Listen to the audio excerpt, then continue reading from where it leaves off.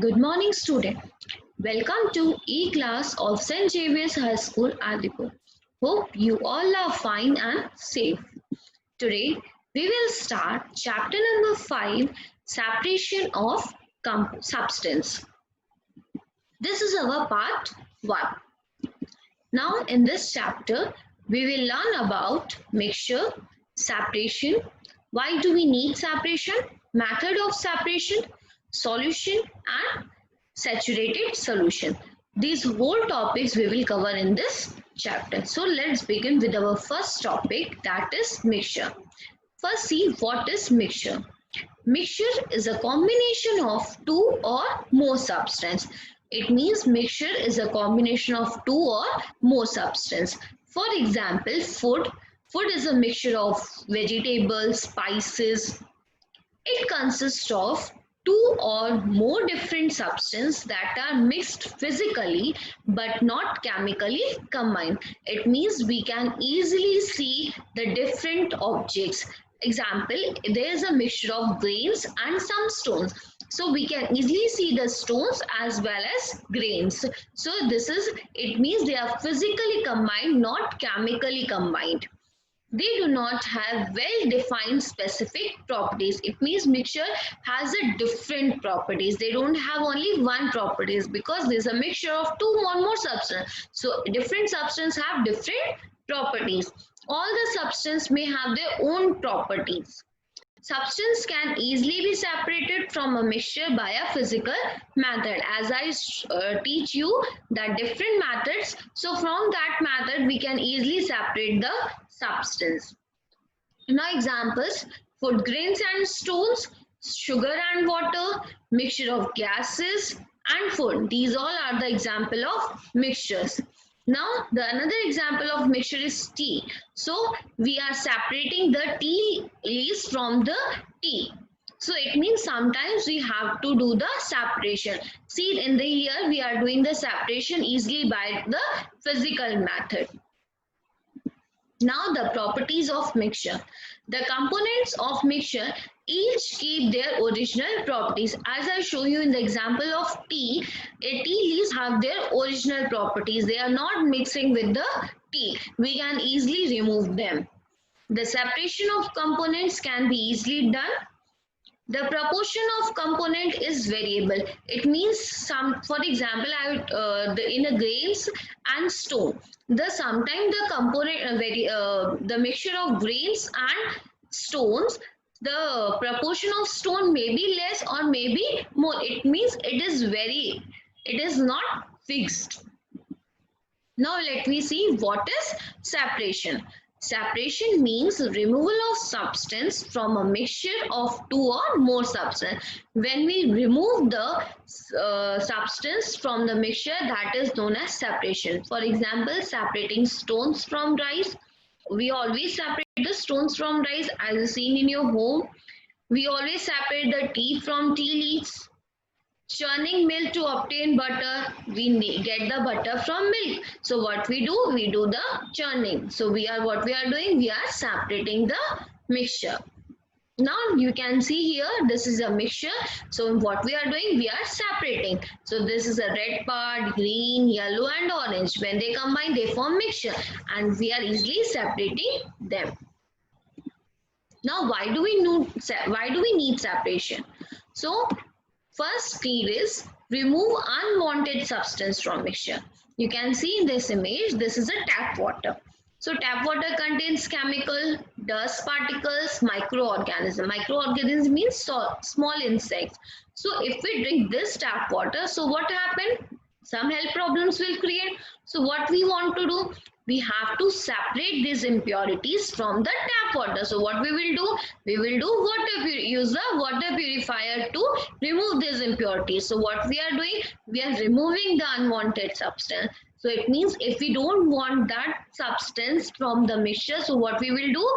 We separate them. Then another example, food grains and stones. So this is food grains and these are the stones. We don't need the stones now. So what we are doing? We are doing separation.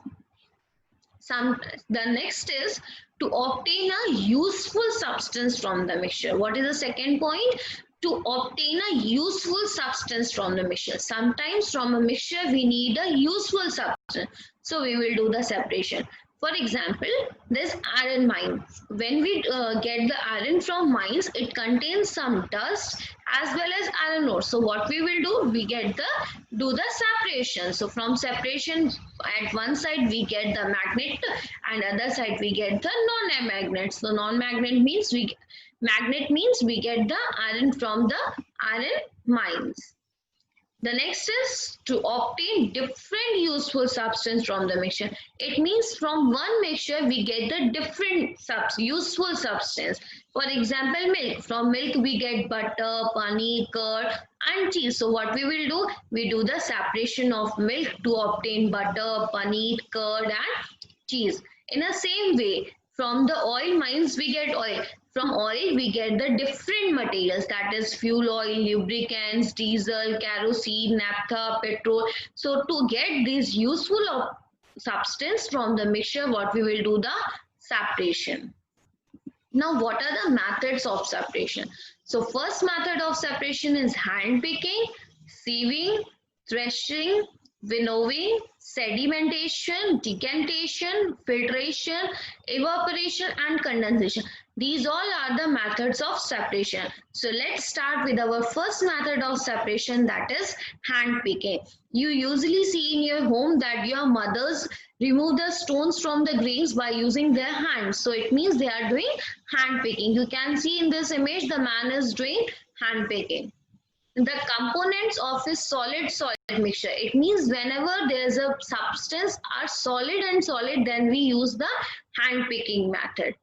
It is used for separating the large size impurities. It means we do the hand picking method only when the impurity should be a large size.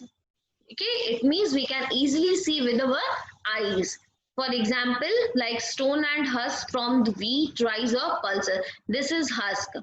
To remove this husk and stones from grains, what we do the hand picking. Next method is sieving. If the component of mixture are in solid state, it means that substance both are in solid state and have different sizes. It means one is very small and one is little bit bigger. So what we use the sieving method. The large particles remain in the sieve while the smaller ones pass through it. It means when you do the sieve, so the larger particles will remain in the sieve and the smaller one pass through it. You can see in this image. The size of sieve holes depend on the size of components to be separated. It means you can see there are different size of sieves. See, it is very small, little big, little bigger and more bigger. It means depends upon the separation. Sieving is also used at the construction sites to separate pebbles and stone from the sand. You can see that man is separating the stones and pebbles from the sand by using the sieving. Now the next method is threshing. Threshing is the process in which the stalks are beaten to free the grain seed. Stalk means this is a stalk. This is a harvested crop. When the farmer harvests the crop, it looks like this. So what we do, they start beating the stalks to free the grain seeds. This method is generally used by the farmer to separate the grains from the stalks after harvesting. When they harvest the crop, they get the stalks and they start beating. So it is done by machine, bullocks or sometimes by beating them.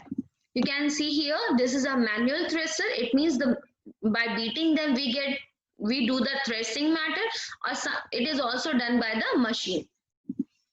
Now the next method is winnowing. The method used to separate heavier and lighter components of mixture by wind or by blowing air.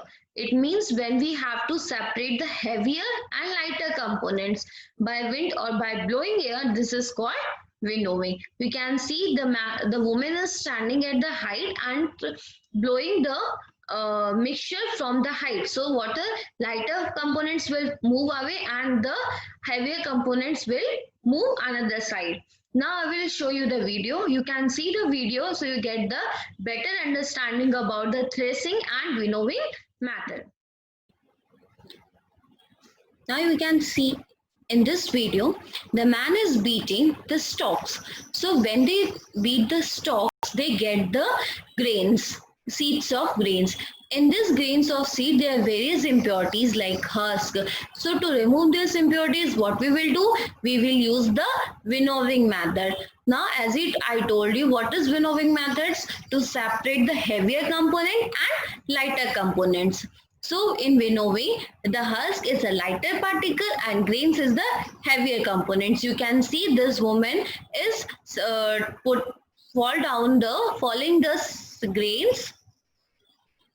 grains from the height. As you see in this video, when she is falling the grains from the height, so the husk is a lighter particle will separate here and the grains, which is a heavier particle, will separate in this side. So what we do, we have done the winnowing method. Thank you. Read the chapter up to the winnowing methods. The other methods of separation we will study in the next part. Thank you.